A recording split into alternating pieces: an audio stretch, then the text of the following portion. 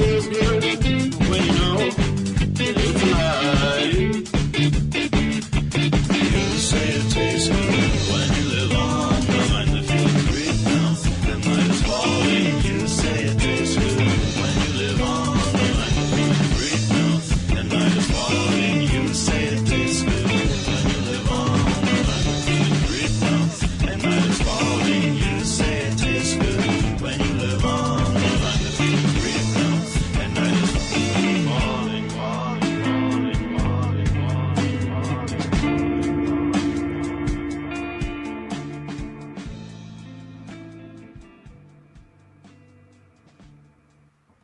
Welcome back to the Anti-Media Radio here on UCY.TV. Happy to be here with you this evening. Happy Friday the 13th. It's March 13th.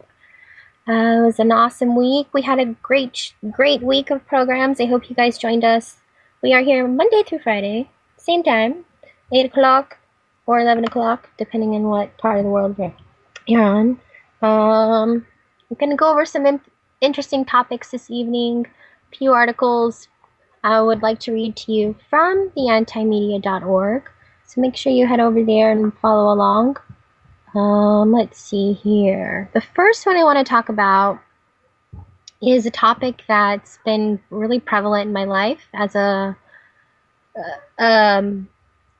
wow, how do I explain myself? I'm a representative of a nonprofit called Doctors for Health and Wellness. I also manage a holistic healing center, and part of my job is to put on community events and teach people about their bodies and bring a connectedness to them with their bodies through holistic healing and natural practices. So part of my job is educating the public about nutrition and the dangers of ingesting toxins and the effects on the body, as well as the process of healing, because healing hurts, and a lot of people don't understand what the body actually has to endure in the process of healing. I only share what I know, and I've had a lot of body trauma, ridiculous. And I grew up eating a variety of foods. I had grandparents that grew a garden and came from homeland and did everything by hand. Then I had a grandma who, on the other side of the family, lost her roots and lived from a box and became diabetic and had congestive heart failure. And I mean, eventually my grandparents all withered away from what I believe is just malnourishment to the max because they didn't know any better. So that's kind of fueled me to help people be their best, because I watched people that I loved die too soon. What a tragedy, right? I often think, gosh, I wish Grandma was here to enjoy these moments. And why not help other people have their grandmas? So that's my mission. I want to share with you some interesting ideas regarding fluoride, which is quite the controversial topic. First, I'll read to you the article that was posted on the Anti-Media, and then I'll read some supporting articles from Mercola.com. I've been telling you guys about Dr. Mercola for the entirety of my program. He's a cool guy. He's got some interesting articles. I just went to his website and I typed in fluoride, and there were 25,700 articles. I'm obviously not going to read all of those to you. I mean, we could do a few months program on fluoride if you want, but let's just read a few of them. So you guys can decide what you think here. It's pretty interesting. I have my own opinions, but I'll save them. I'll see if you can tell how I feel. And if you have an opinion, you should call me. We should talk about it. The number, in case you want to know, is 1-718-717-8296. So, let's see here. The article titled, Study, Fluoride in Water Linked to High Chances of ADHD Symptoms in Children. Okay. So, this was posted by Heather Callaghan. Excuse me if I pronounced that wrong. She says, believe it or not, people have protested the mass medication of the public through drinking water all along. The fluoride in tap water, although touted as healthy and safe, is nothing more than the legal, unregulated way for chemical companies to unload their waste, and we pay for that privilege. So, in other words, fluoride is a chemical byproduct of companies, believe it or not, and they basically have this waste, and they don't know where to put it, so they empty it in our water. I'm not even kidding. There are links to support those statements within the article on our website. So if you want to know more about that, check that out. Okay. Last year, a highly contested Harvard research study published in The Lancet implied water fluoridation is not only ineffective for teeth, but is a neurotoxin associated with ADHD and other neurodevelopmental issues. It has also been associated with a significant drop in IQ. Fluoride was recently outed as damaging to the thyroid. That is significant when talking about neurodevelopmental problems. Critics can shrug off and jeer the results all they want, but something has sparked other research teams to study fluoride's effects on the brain. Mainly to see if there's something in the water is a valid question that should be answered before it's too late. Has a fluoridated water supply been responsible for more ADHD diagnoses? That's a funny word. Since the early 1900s? The recently published study in the environmental health.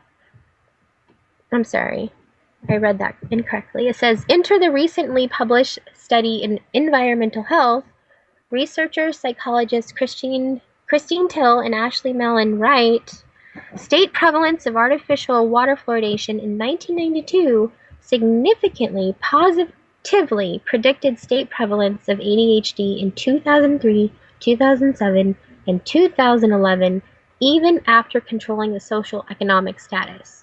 Additionally, after social and economic status was controlled, each 1% increase in artificial fluoridation prevalence in 1992 was associated with approximately 67,000 to 131,000 additional ADHD diagnoses from 2003 to 2011.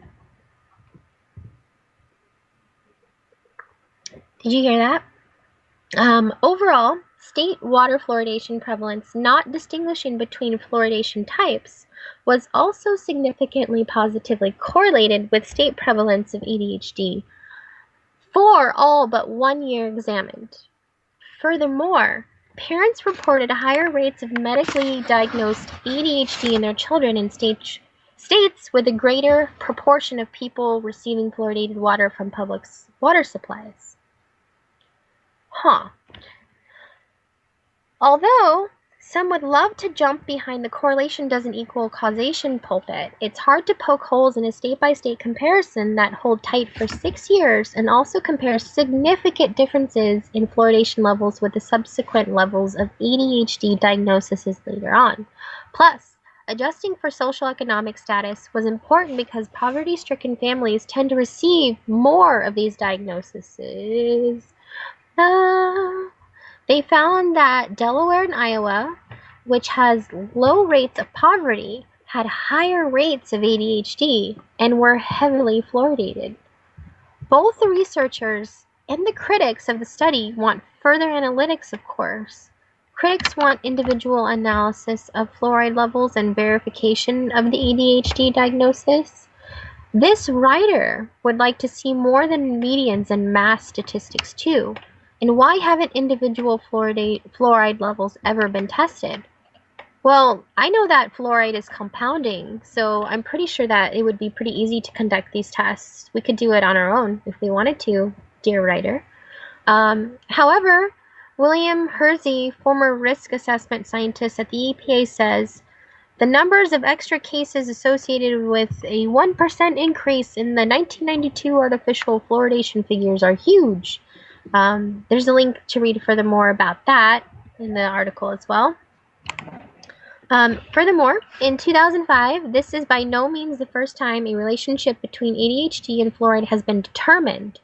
Phyllis Mullinan, lost her job in the 1990s for having a paper accepted that showed fetal rats displayed hyperactivity later in life when exposed to fluoridated water in the womb. That's very interesting.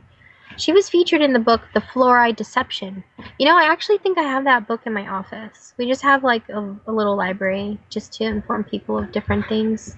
I can read to you guys from that book another time if you'd like. The PDF found here, oh, never mind. The PDF found here provides more information, and there are plans for an update. For people who like to claim that ADHD is fake, please consider that millions of Americans are struggling with a group of symptoms called ADHD, or whatever you like to call it, another word we made up basically. For instance, brain fog can be devastating at any stage of life. These symptoms stem from the inability of the prefrontal cortex of the brain to uptake dopamine. Okay, interestingly about the prefrontal cortex, that doesn't even fully develop until you're 23. So imagine if you're like hindering it with a chemical before it even develops. Interestingly, dopamine, a desperately needed neurotransmitter, the lack of it causes people to self-medicate in damaging ways. Lead is a known precursor, lead is a known precursor to ADHD type disorders. The chemical fluoride not only leaches lead from pipes, but has been shown to increase lead absorption in humans. Higher lead levels have been detected in children with ADHD. That's a relationship that's hard to ignore. But just in case, in the 1970s, ADHD was a valid biological disorder under the name hyperkinesis, which means exaggerated movement, basically, or a lot of movement. The cause of it, heavy metal and chemical toxicity. Nutritional deficiency also plays a part, and nutritional absorption is damaged by toxicity. Industrious lobbying put pressure on Congress to switch the study of such disease to the mental health field, which changed things forever in the 1980s. There's a link to a show where the writer insists that you listen, where the host and her discuss what happened and how it affects people in their careers. It's an hour-long show, but I interest you to listen to it if you want more information from her personal perspective, which seems valid, just to support her perspective. I'll read to you some articles from Mercola.com, which I think is like the most visited nutrition website in the world. Go Mercola. Dr. Mercola knows what's up. My nutritionist actually turned me on to Dr. Mercola. So let's see here. Let's see. Here's an interesting one. Fluoride in drinking water may be toxic to sperm. Sperm's important, right? You kind of need it. So this is from October 2013 by Dr. Mercola. In the United States, where about 2/3 of drinking water supplies are fluoridated, men may be putting their fertility at risk with every sip of water from the tap. Research has long linked fluoride in drinking water with sperm damage and other threats to reproductive health, although many Americans remain completely in the dark about the association. Yet, most of the studies on fluoride use sodium fluoride, which, while extremely toxic, is pharmaceutical-grade fluoride, not the kind added to water supplies. So researchers set out to determine the toxicity of the fluoride compounds that are actually in most water supplies. Here's what they found. Fluoride in drinking water may be toxic to sperm. First, here's a bit of background. Sodium fluoride was the first of the fluoride waste materials. My computer's being weird. Hold on, guys. It's happened sometimes. There we go. Thought it was going to crash on me. That would have been terrible. Okay. Sodium fluoride was the first of the fluoride waste materials to be used for fluoridation, but now is rarely used. It's the most well-known, as this is pharmaceutical-grade compound used in toxicology studies and other research into the potential health dangers of fluoride. The other two types of fluoride, sodium silicofluoride and hydrofluorosilicate acid, ooh, that's fun, are the compounds actually used for the water fluoridation. Oh, this is okay. Let me take a drink of water before I attack these words, guys. Hold on.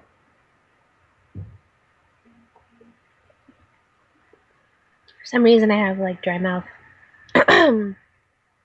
Sodium silicofluoride and hydrofluorosilic acid are the waste products from the fertilizer industry and are actually classified as hazardous waste. Remember how we were talking about byproducts earlier? Well, that's very interesting, right?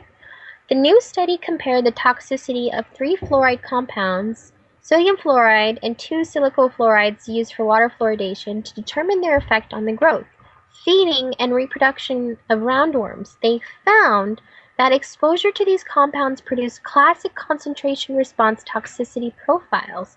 This suggests that silicofluorides have similar toxicity to sodium fluoride. Since sodium fluoride appears to be equally as toxic as the fluoride chemicals added in drinking water, it raises serious concern about another recent study which found sodium fluoride may be damaging to sperm chemotaxis. Oh man. Sometimes I butcher words, deal with it. So the process by which sperm are attracted towards an egg, which that's what that word is. Chemotaxis, I think that's what it is, which is the process by which a sperm is attracted towards an egg, which plays a critical role in allowing fertilization to occur.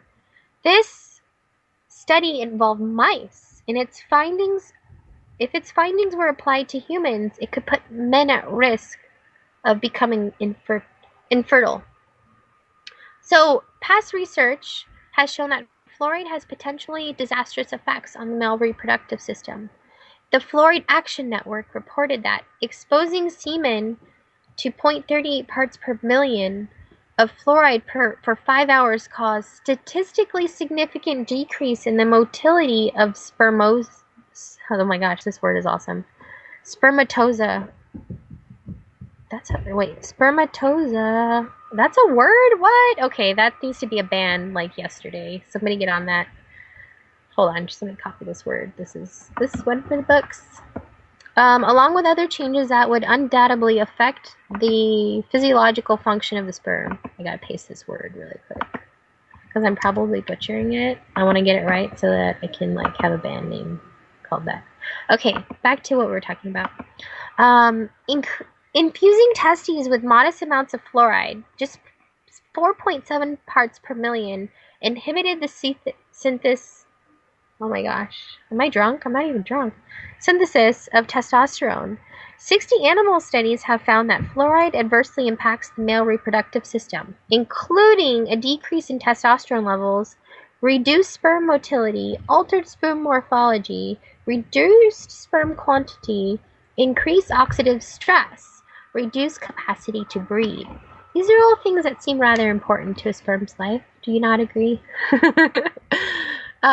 It is not only animal studies that have shown an emerging problem, however, as Fan explained. Consistent with the in vitro and animal research studies of human populations, there have been reports of associations between fluoride exposure and damage to the male reproductive system. Most notably, a scientist at the Food and Drug Administration, the FDA, reported in 1994 that populations in the United States with more than 3 ppm parts per million of fluoride in their water had lower total fertility rates than population with lower fluoride levels. While 3 parts per million is a higher concentration than used in the water fluoridation programs, which is typically 0.7 to 1.2, it is still considered a safe level by the EPA. To date, no I'm getting all excited over here. No U.S. health agency has attempted to replicate these findings. However, 3 studies of highly fluoride-exposed populations in China and India have found that high fluoride exposure is associated with reduced male fertility. In addition, 5 studies from China, India, and Mexico, and Russia have found that high fluoride exposure is associated with reduced male testosterone levels.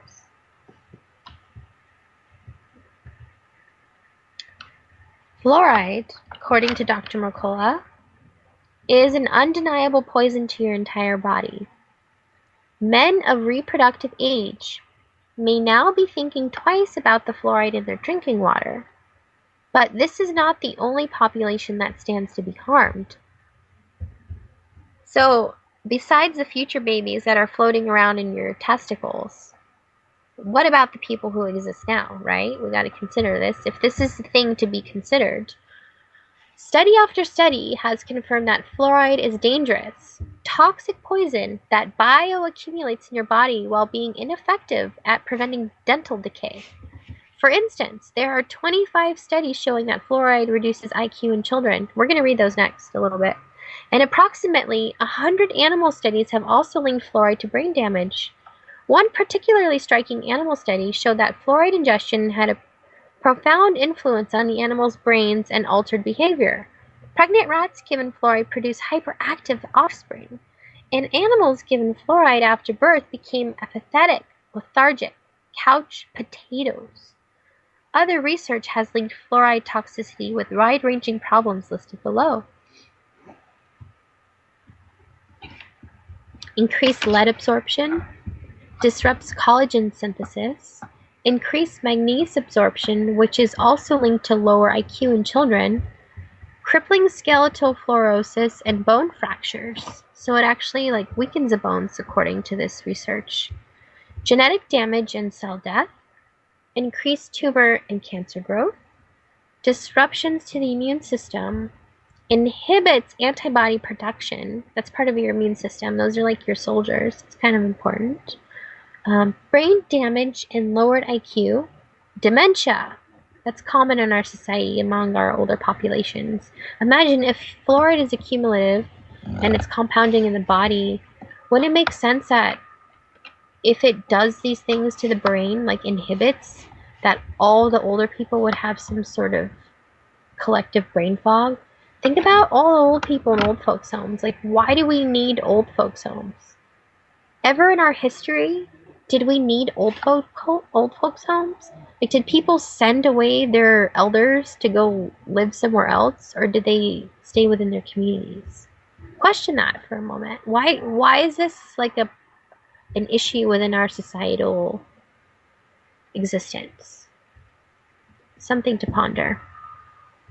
Arthritis, severe eye problems including blindness, impaired thyroid function, osteosarcoma, which is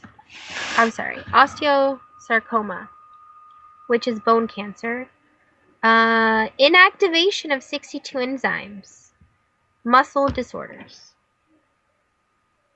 So what's better than fluoride for preventing cavities, are you wondering? Because most likely your whole life you've been told that you need fluoride to strengthen your teeth, correct? So according to Dr. Mercola, he says, well, practically anything is better at strengthening your teeth. Since ingesting fluoride in drinking water does not decrease the rates of tooth decay. In all seriousness, anyone who has ever read Dr. Weston Price's book, Nutrition and Psychological Degeneration, will soon recognize that diet is the most important factor in dental health. Dr. Prince wrote his book in 1920, and it is full of pictures of cultures with excellent dental health that rapidly deteriorated once processed Western food was introduced. When Dr. Pierce studied these native diets, he noticed some similarities in foods that kept them so healthy. Among those foods were natural, unprocessed, and organic, which means contain no sugar except for the occasional bit of honey or maple syrup. Ooh, my favorite. These people ate foods that grew in their native environment. In other words, they ate locally grown and seasonal foods. What a freaking concept! What? That's a weird concept! Many of these cultures eat unpasteurized dairy products. That's illegal. What? You can't do that. That's bad. And all of them ate fermented foods. Okay. And the people ate significant portions of their food raw. All of the cultures ate animal products, including animal fat, often full fat butter and organ meats. I believe that if you have an optimal diet without processed foods and sugars from infancy, you can be virtually assured of cavity-free teeth. All of the brushing and flossing in the world will not give you the healthy teeth that follow the eating patterns described above will. If so you value your pearly whites, get started at eating a healthier diet today, says the nutritionist. So that's just one article of the 25,000 on this website regarding fluoride, which has really important links to other studies regarding the IQ of children. And I encourage you to go to Mercola.com. I just read from the one called Fluoride in Drinking Water May Be Toxic to Your Sperm. So if you want to learn more about fluoride, go there. I do want to share with you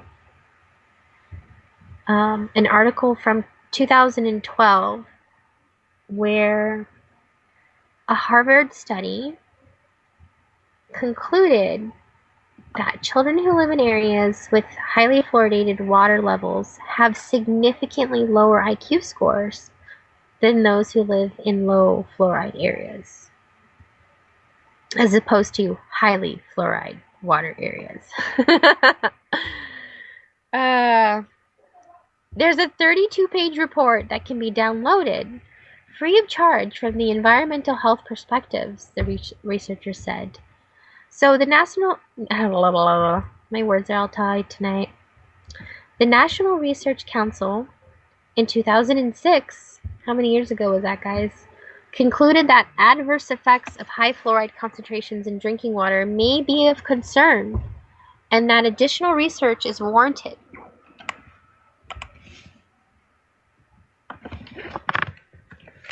Fluoride may increase neurotoxicity in laboratory animals, including the effects on learning and memory.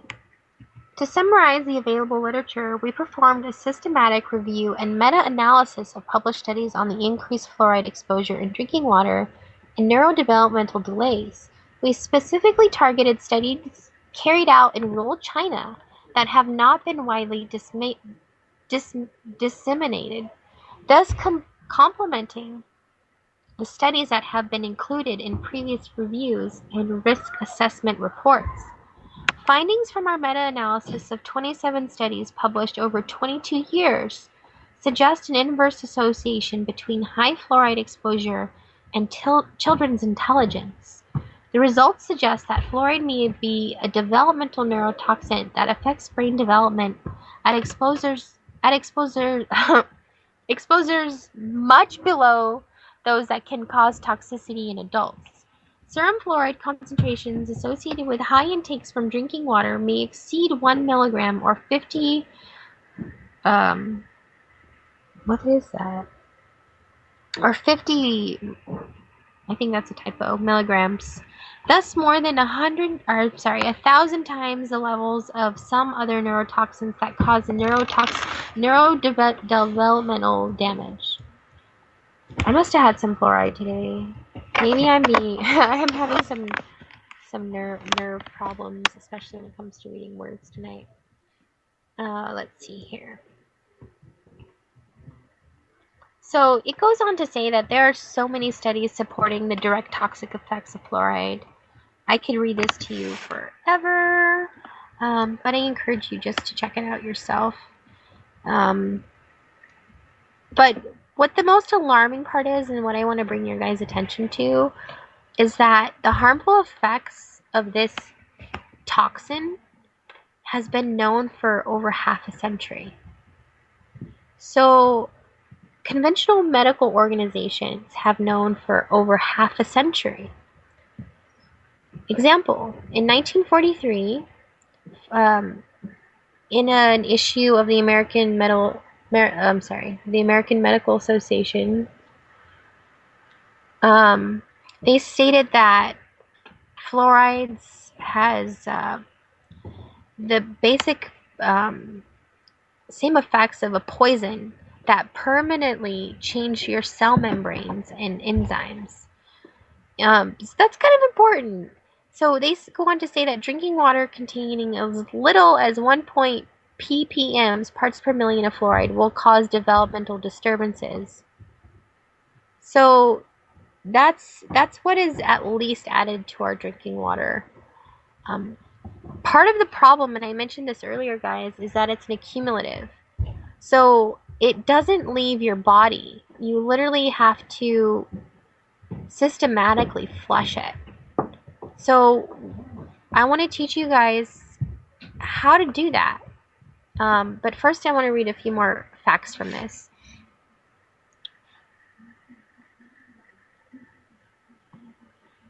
So it suppresses your immune system. It inhibits the movement of white blood cells by 70%, therefore decreasing their ability to reach their target, which means you're not going to be as strong as at fighting disease, right? Let's see here. Just the list goes on, you guys. Like, please check it out. Let's talk about solutions, right? That's the problem. We spent half of our time talking about the problem. So you can check out the original article posted on the antimedia.org. And then I encourage you to check out Mercola.com just for some cool nutritional information. He's a cool resource for finding out what you need to find out. Let's see here.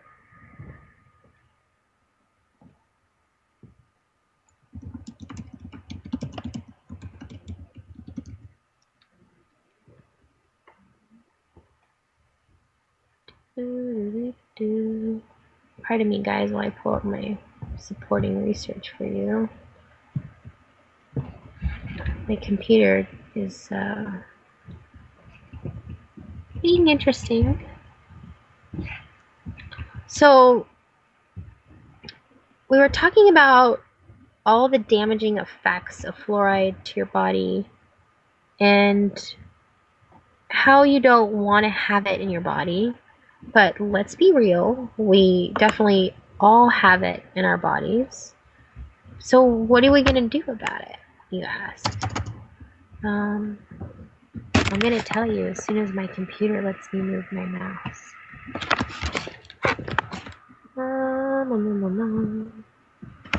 Oh no, guys, what do I do? Not cool, computer. Let's go. Alright, backup plan. I'll get it on my phone for you guys. Just bear with me for a moment. So, this topic of fluoride is really controversial, and I want to know what you guys think. Like, did you know that this is a sensitive topic? I wasn't going to bring it up, but why not? Year of truth.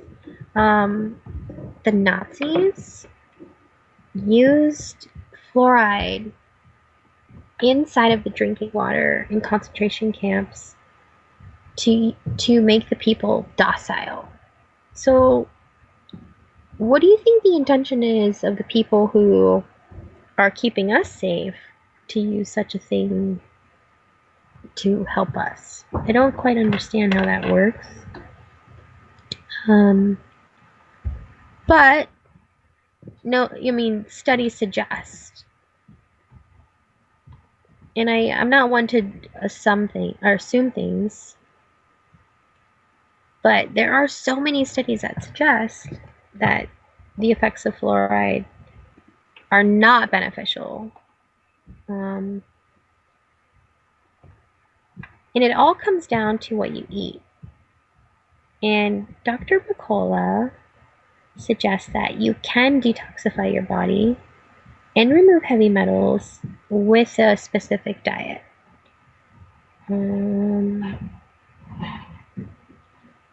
Let's see here. So I'm going to read to you an article titled "The Easiest Way to Detox Your Body," also the quickest. So We all know that our body is constantly working for us, right? I've talked about this a lot. Literally, right now, all 30 trillion of your little friends inside of you, all the little yous, the little cells that you're composed of, are cleaning and repairing. That's their job. That's what they're doing. But unfortunately, as a result of our lovely world, we're constantly bombarded by toxic chemicals and substances everywhere. In the air, in the creams, in the lotions we use. I think it takes like, your skin's your largest organ. It takes like 60 seconds tops for something you put on your skin to be absorbed and circulated around your body. That fact alone has urged me to start making my own body products, which I'm really excited to have. I've been transforming myself from the outside in and the inside out, which is my goal because then I can perpetuate that.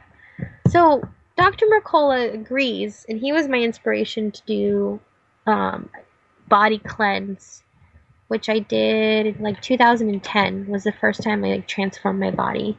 I lost 50 pounds without exercising, without going to a gym. I mean, not intense exercising. Like, as a result of eating better, I lost weight and then I had more energy, so I did move more, but I wasn't consciously like, I need to work out, you know what I mean? Or I'm on a diet. It was just a personal choice of, I want to put good food in my body. I want to love myself. A totally different mentality. And it was pretty empowering. And the craziest part is that people assumed I was on drugs. And they freaked out when I was like, can you believe the secret to this is eating food and moving my body? And people were like, what? What do you mean? I'm like, I eat butter. I eat really good oils. I eat all kinds of delicious things. And I seriously replaced sugar with honey. Best decision ever, as honey is like the most delicious thing in the world. Just try it. It's so amazing. Okay, I'm getting off topic talking about honey. I could talk about honey forever. Ooh, we should do that one day. I should have a show where I just talk about honey. That's gonna happen. I'm gonna note that. Okay, back to this article though. We were talking about how our body was under constant daily assault by toxic substances, and a great many of which are hard or impossible to completely avoid. Besides the industries that pump or dump known toxins into your air, food, and water, there are also synthetic chemicals in most products on your supermarket shelves. It's scary when you consider the world we're breeding in. Poor babies. I wonder how we're gonna evolve in regards to this chemical world. Better living through chemistry really has become the accepted standard for our modern world. But as we are learning the hard way through the explosion of degenerative disease in the modern world, many chemicals, especially man-made ones, can do much more harm to your body than good. In my opinion, one of the biggest hazards to your health comes from something you are likely taking for granted. The water you drink, the water you bathe in, and the water run through your appliances. It is vitally important for you to secure a good, clean source of water, and this is easily done by instilling one or more types of water filtration systems in your house, which he says he'll get to. Your body is mostly water, right? We all know this, you guys. On a percentage basis, your body is over 99% water, or hydrogen and oxygen atoms. Your body requires a constant daily supply of water to fuel all the various waste filtration systems nature has designed to keep your body healthy and free of toxins. You know those 30 trillion cells? They need water to do all the things that they do, okay? Your blood, your kidneys, and your liver all require a source of good, clean water to detoxify your body from the toxic exposures you come into contact with every day. When you give your body water that is filtered with toxins leached from plastic, or filled with byproducts from chlorination, or with volatile organic compounds, or water that is contaminated by pesticides or hormones, you are asking your body to work twice as hard to detoxify, because it must first detoxify the water you are drinking before that water can be used to fuel your organs of detoxification. Do you see? Like, clearly, the most effective way to help your body both avoid and eliminate toxins is to provide your body with the cleanest, purest water you can find. And that may be more of a challenge than you think. Here's the problem with modern well water. Unless you are getting your water from a well that is located 800 feet or more below the ground surface, chances are your well water has been contaminated by some, if not many, toxic substances that have been dumped to the ground soil over the past many decades. Some common toxins that are dumped by the millions of pounds into soil every year are herbicides, pesticides, estrogen-mimicking hormones, drug residues, heavy metals. In fact, you'd be hard-pressed to find a natural well in America that hasn't been affected by some type of chemical or heavy metal runoff from the surrounding ground soil. This is to say nothing of the microorganisms living in well water. No matter how clean or pure your natural groundwater looks, this has nothing to do with the potential bacteria contamination or toxic pollution in the water. Many of the fenders in well water are just much too small to be seen with the naked eye. If your home uses well water, you really need to test to see what's in the unwanted contaminants you're pumping into your house. As you will see below, the problem isn't just what you may be drinking contaminated water, you're also inhaling it and absorbing it through your skin directly into your bloodstream. So he's talking about when you're taking a shower, how you're heating up all those chemicals and toxins and pretty much like breathing them in your largest organ in your body, which is your skin.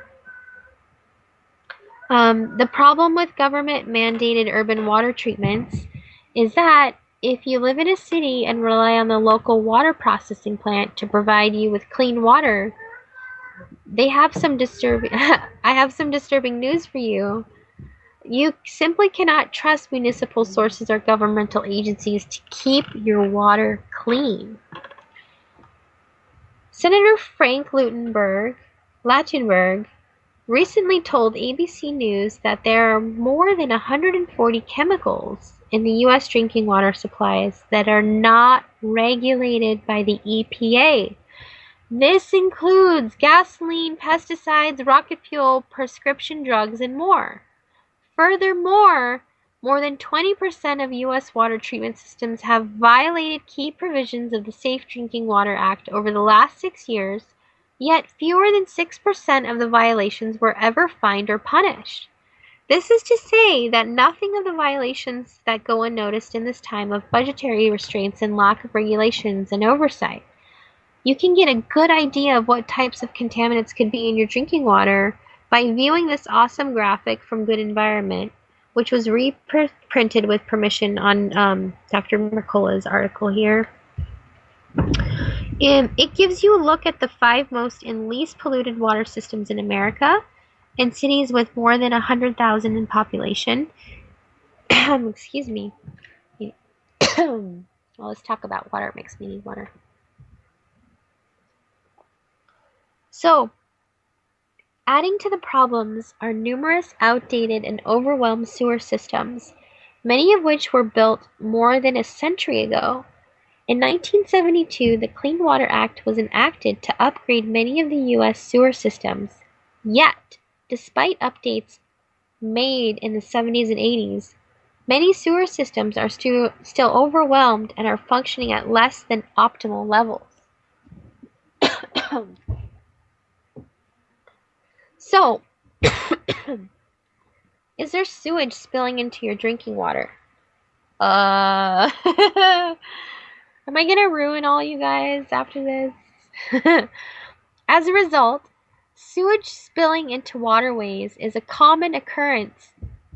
In fact, the New York reported that in the last 3 years, more than 9,400 of the 2,500 U.S. sewage systems have violated the law by dumping untreated or partially treated human waste, chemicals, and other hazardous materials into rivers, lakes, and other waterways. It's making me cough just thinking about it. So, some natural lakes and bodies of water are now either approaching dead, unable to support life, or are dead.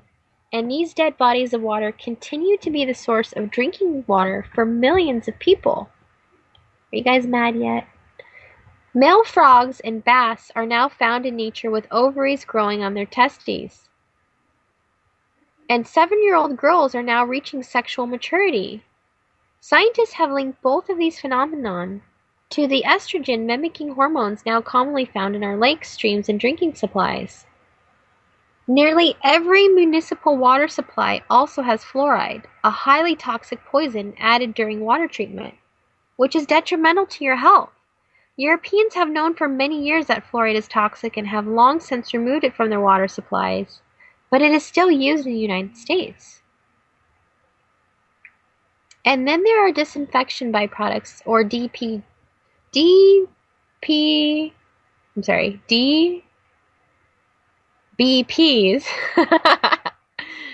Oh, that's funny. If you have not heard of DBPs before, you need to pay close attention, as it turns out that not only is this hard to say, but DBPs, not chlorine, are responsible for nearly of all the toxic effects of chlorinated water. Chlorine by itself is relatively harmless, but its side effects by producing DBPs cause nearly all of the problems, including reproductive disorders and cancer. So, when you help yourself to a glass of water from your kitchen faucet, it may look much more pure than it actually is. The hazards of chlorinated water, disinfection byproducts. The main chemical used to disinfect the tap water you receive at your house is chlorine. While your local government is quick to assure you that there is relatively no danger from drinking chlorinated water, that simply is not the case. Because of the levels of chlorine disinfection byproducts, or DBPs, that are produced by this process are both dangerous and alarming. There is actually no safe level for many things found in drinking water, including heavy metals, pesticides, herbicides, hormones, and these DBPs. Sorry, I don't mean to laugh. But that's really difficult to say. I encourage you to try and say that. And find out what the hell it is. The truth of the matter is that it would cost the government trillions of dollars to produce truly clean water into the pipes of your house. Cool. Don't we give them trillions of dollars? The resources to provide this just aren't there. Weird. It's kind of like essential to life. You think it would kind of like be available, but it's not. Why? Somebody fix it. Let's fix it, guys. It never has been, and it probably never will be. Well, that's a bad attitude. So, Mercola says there's a downturn in our economy, so we can't have clean water. I say BS. We can have whatever the hell we want. That's a whole other show, apparently. It goes on to say here that the government is much more concerned with providing water that doesn't kill you through diarrhea, and it does a good job at that. Although some microorganisms, cysts, and parasites do survive the chlorination process. Cryptosporidium, Giardia, for instance, can lead to isolated outbreaks of disease and even death to those with compromised immune systems. If you have not heard of DBPs before, you need to pay attention, as it turns out that DBPs, not chlorine, are responsible for nearly all the toxic effects of chlorinated water. So, it's 1,000 times more toxic than chlorine, believe it or not. Interestingly, the EPA takes the dangers of thiamethylamines, which are measured in parts per billion, seriously, and regulates those compounds.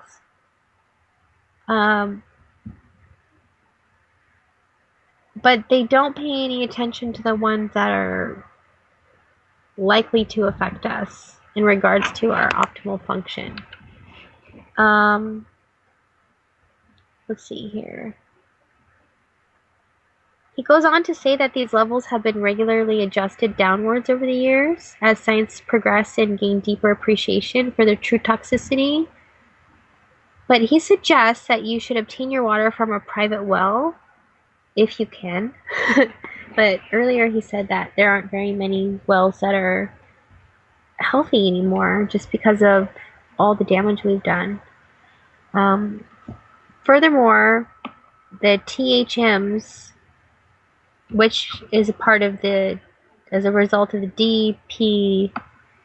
DBPs, I keep switching that, I apologize, are the cancer group carcinogens, meaning they've been shown to cause cancer in laboratory animals. DBPs have also been linked to reproductive problems in both animals and humans, and suggests that a lifetime consumption of chlorine-treated water can more than double the risk of bladder and rectal cancers in certain individuals. A study found that smoking men who drank chlorinated tap water for more than 40 years faced double the risk of bladder cancer compared with smoking men who drink non-chlorinated water. A second study found that the rates for rectal cancers for both sexes escalated with the duration of consumption of chlorinated water. Individuals on low-fiber diets who also drink chlorinated water for more than 40 years doubled their risk of rectal cancer compared with the lifetime drinkers of non-chlorinated water. As the vast majority of the U.S. population continues to receive and consume disinfected or chlorinated drinking water, we can assume that Americans are consuming disinfection byproducts every single day, and the number of related cancer cases could be substantial. So, drinking this chlorinated water is not our only health concern. So, he goes on to describe in great detail that when we heat the water in our shower, our bath, our dishwasher, our sink, we're releasing chlorine and the other compounds, pesticides, herbicides, all of it into the air. We're breathing into our skin, our biggest organ, right? We talked about that earlier. So if you're taking a 7-minute shower, you are exposed to more chlorine, DBPs, and VOCs alone than by drinking a gallon of tap water. This is significant for two reasons. The chlorine that enters your lungs is the chlorine form of chloroform, a carcinogen, and chlorite, a byproduct of chlorine dioxide. These forms of chlorine hit your bloodstream instantly before they have a chance to be removed by your organs of detoxification. Do you understand? So your defense systems are bypassed because of the way those are broken down. The DBPs that enter your body through your skin also go directly to your bloodstream, and the warm or hot water maximizes absorption by your skin. So unless you are regularly taking 1-minute cold showers, your body is like a sponge for these airborne toxins every freaking second you spend in the shower. It is fact estimated that only 5% of all volatile organic compounds make it down the drain of your shower. The other 95% are sent into the air you breathe or directly into your bloodstream. By the way, bathing in municipal tap water is not a solution to avoiding the damage done in the shower, because the hot water on your skin facilitates absorption, and your skin is drinking all those harmful DBPs every second that you lay luxuriating in that hot bath. Luxuriating, it says. Now, this is painful news to a lot of people. Because you don't really want to look at your shower as your home's greatest source of toxic indoor pollution, do you? For some people, that long morning shower or that luxurious nighttime bath is the highlight of their day. I'm sorry, guys. Additionally, the chlorine and DBPs are not great for your skin or hair. You know how your hair feels after you swim for a little, even when in a pool? The dry skin, the red eyes, the hair, all of this chemical damage is going in your home shower or bath. And the harsh chlorine and disinfection byproducts that assault your skin in the bath or shower are also doing unnecessary damage to your appliances. So, how can you avoid all of this? You want to look into a filtration system, and there are so many types. I'm not going to promote any particular one. But I want to encourage you guys to hear all the information I shared with you tonight. There are so many studies that test the effects of fluoride.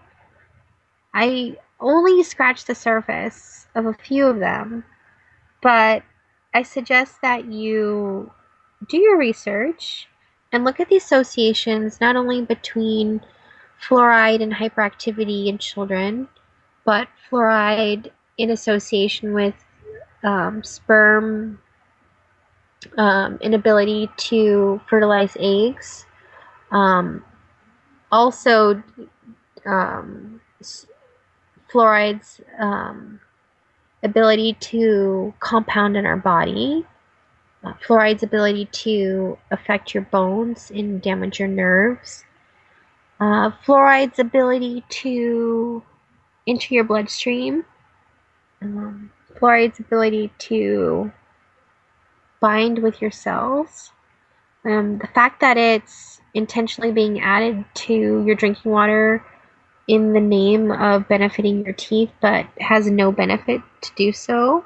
It began in 1945, even though it's not an essential nutrient. Why is this happening? I want you guys to ponder these things that we talked about. Most developed countries do not fluoridate their water. Those countries do not have less tooth decay. It affects many tissues in your body besides your teeth, all of your organs, okay? It affects your muscles, your thyroid, it adds problems to dementia, bone fractures. It inactivates 62 enzymes and inhibits more than 100. It increases cancer. It disrupts your immune system. It is not a natural process, okay? 40% of American teenagers show visible signs of overexposure.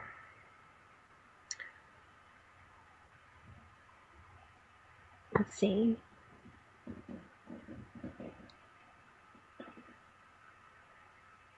So, a lot of teens have fluoridosis, which is changes in the appearance of tooth enamel that are caused by long-term ingestion of fluoride. So, people are suffering, okay? Imagine what this is doing to newborn babies who are consuming up to 1,200 micrograms of fluoride, or 100 times more recommended from their mother's milk. And earlier we talked about a Harvard study that concluded that there's significantly lower IQ scores. So we need to work on being optimal in breeding a population of well-functioning people by not ingesting chemicals. So I encourage you to be aware and join us on Monday, guys. Have a beautiful weekend, and we'll catch you Monday through Friday. Same time. Bye.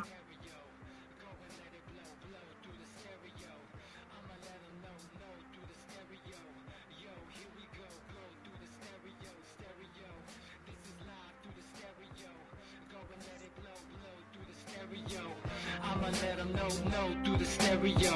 Yo, here we go through the stereo.